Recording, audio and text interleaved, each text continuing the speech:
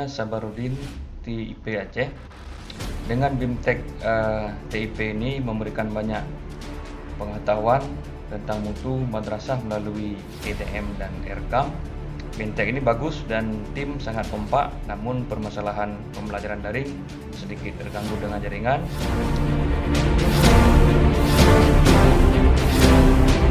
Saya Indah Reskina, tim Aceh.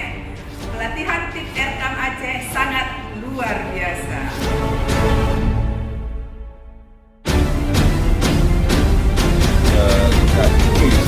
Madrasah yang hebat dan martabat, mau tidak mau, suka tidak suka, senang tidak senang, maka harus mengisi aplikasi Erkam.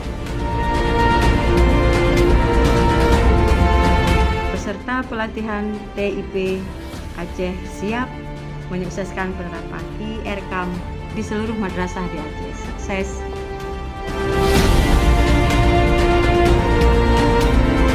Saya Fadila, TIP dari Provinsi Aceh.